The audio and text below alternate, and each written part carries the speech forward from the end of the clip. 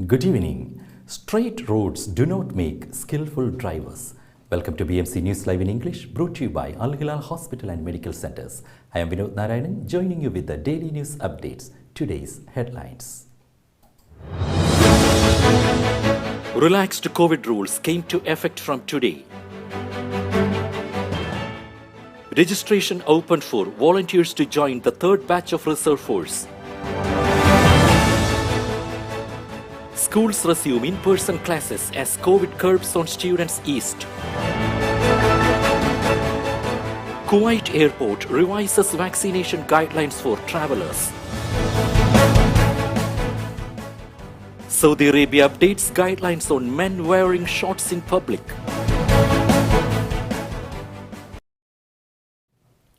News in detail. Relaxed COVID rules came to effect from today. A decision to cancel PCR test and precautionary quarantine for passengers arriving at Bahrain International Airport came into effect today. It follows the adoption of the COVID-19 green alert level from last Tuesday.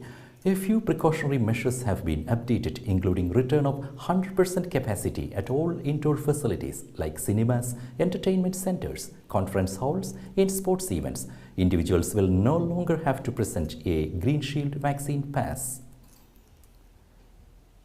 His Majesty the King congratulated Speaker on assuming the presidency of Arab Inter-Parliamentary Union.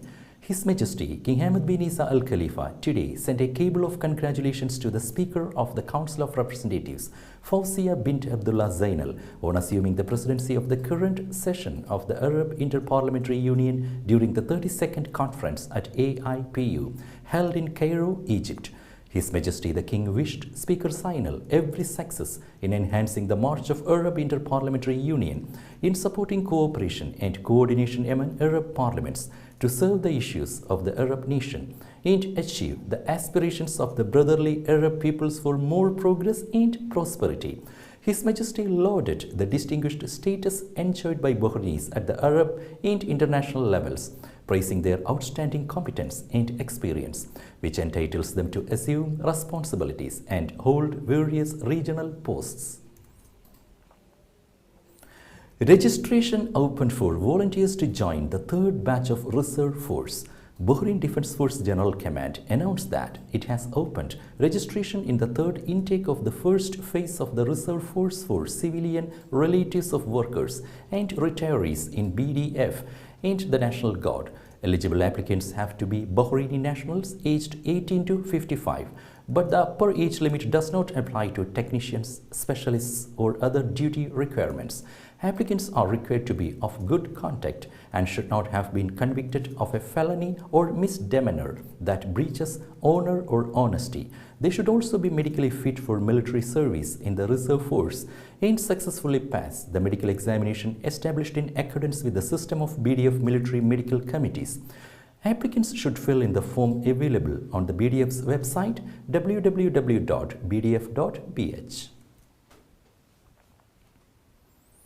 Bahrain International Exhibition and Convention Center to create 300 job opportunities. As many as 300 new jobs will be created once the new Bahrain International Exhibition and Convention Center in Sakir is running at full stream. It has emerged as the momentum to further push and promote Bahrain across the world gathers pace. Dr. Debbie Stanford Christiansen, the general manager of the center, revealed that the largest venue of its kind in the Middle East is set to open during the fourth quarter of this year, with a 100-strong team comprised largely of Bahrainis. Golden visa to boost Bahrain's business attractiveness, said LMRA Chief Executive Officer. The newly launched Golden Visa will further boost Bahrain's standing as an attractive destination for leading investors, businessmen, and talented people, said Labour Market Regulatory Authority Chief Executive Officer Jamal Abdulaziz Al-Alawi. The move was announced during the cabinet meeting chaired by His Royal Highness Prince Salman bin Hamad Al Khalifa, the Crown Prince and Prime Minister, as part of Bahrain's economic recovery policy.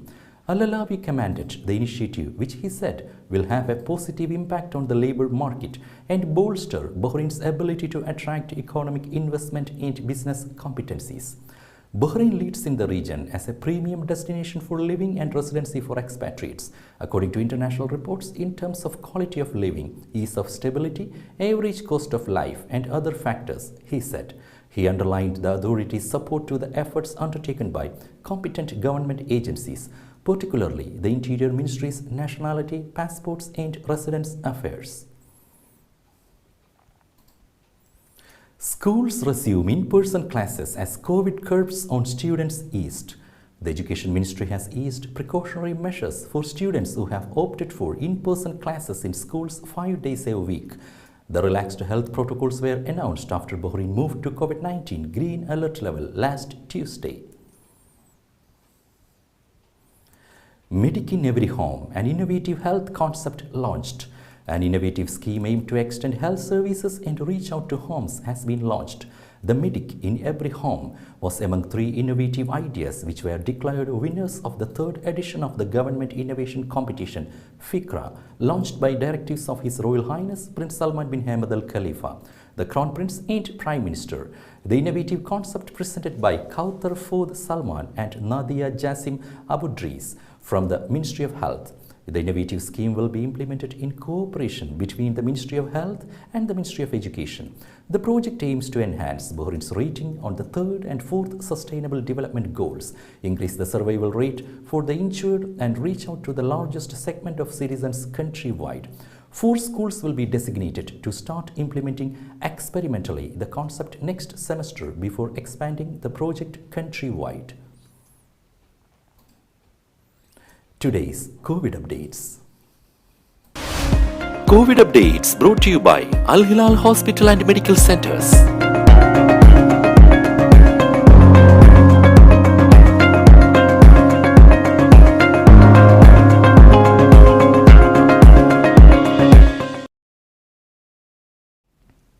Bahrain school students participated in coding contest. A total of 11,000 students from 56 public schools took part in the Hour of Code event held under the supervision of Microsoft. The event helped children boost their skills in basic programming, problem solving, analytical thinking, creativity, and innovation. The global event enhances students' capabilities in the technological field.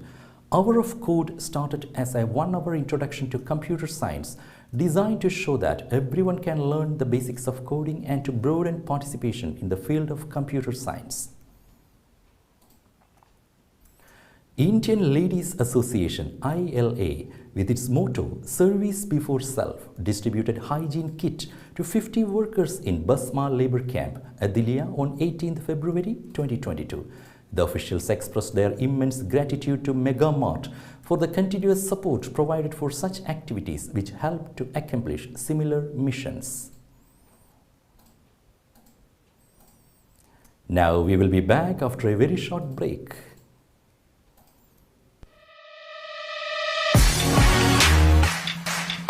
The exclusive franchisee of Cochin Kala Bhavan in Bahrain, with over a decade of existence in Bahrain. Exclusive online regular classes have started for classical dances, music vocal, instrumental music, cinematic dance, Kathak, Zumba body fitness, karate and yoga, drawing, arts and craft, children's theatre. For more information, please call 3909 6845 3909 4806 38 85 2397 or visit www.bahrainmediacity.com. IMAC, Cochin Kala Bhavan. Welcome back. The Ministry of Human Resources and Social Development amends work regulation about Saudi Founding Day.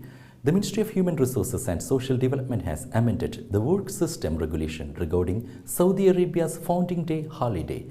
The ministry's decision stipulated 2 amendments to be as: the National Day or the Founding Day with the holidays for one of the 2 Eids does not compensate the worker for this day.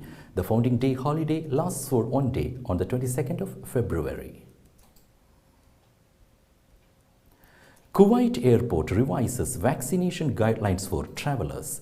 Kuwait Airport opens today for people who have not been vaccinated against COVID-19 for the first time in 2 years, albeit with restrictions, while fully vaccinated travelers can travel with almost no constraints.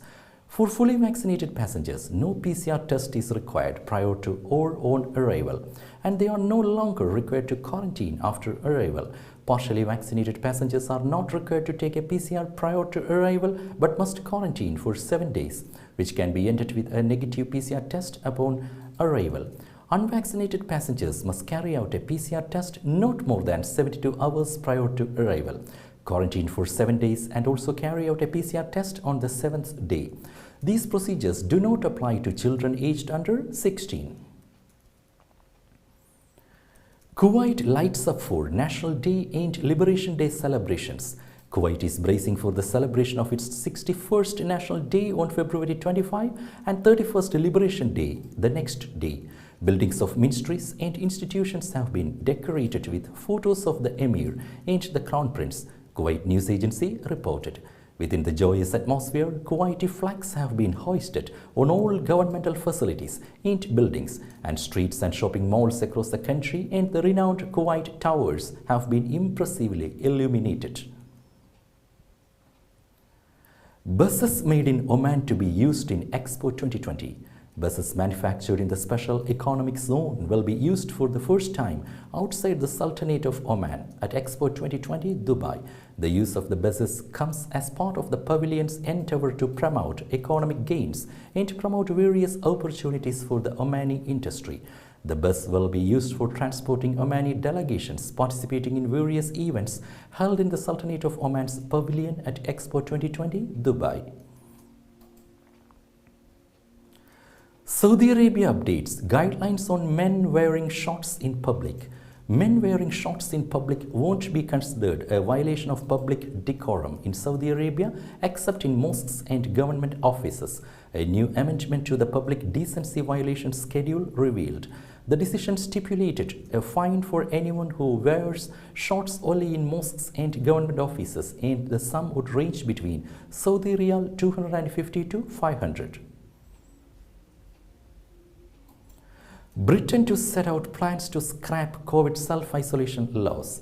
British Prime Minister Boris Johnson intends to set out plans next week to remove self-isolation requirements for people infected with COVID-19, his office said. Britain would become the first major European country to allow people who know they are infected with COVID-19 to freely use shops, public transport and go to work, a move many of his health advisors think is risky. Johnson will also give more details on how Britain will guard against future coronavirus variants through ongoing surveillance amid reports that the government wants to end free testing and scale back public health studies. Currently, people in England are legally required to self-isolate for at least 5 days if instructed by public health officials, and are advised to isolate even without a specific order if they have COVID-19 symptoms or tested positive. Removing the COVID-19 self-isolation legal requirements and replacing them with voluntary guidance would bring the disease in line with how Britain treats most other infections. Australia to welcome tourists for first time under COVID. Australia will welcome international tourists on Monday after nearly 2 years of sealing its borders, relying on high COVID-19 vaccination rates to live with the pandemic as infections decline. Australia's opening to tourists in the clearest example yet of the government's shift from a strict zero COVID-19 approach to living with the virus and vaccinating the public to minimize deaths and severe illness, according to Reuters. With that, we come to the end of today's news. Stay tuned for daily news updates in BMC News Live English at 7:30 p.m. every day. I am Vinod Narayanan signing off from BMC News Live. Good night.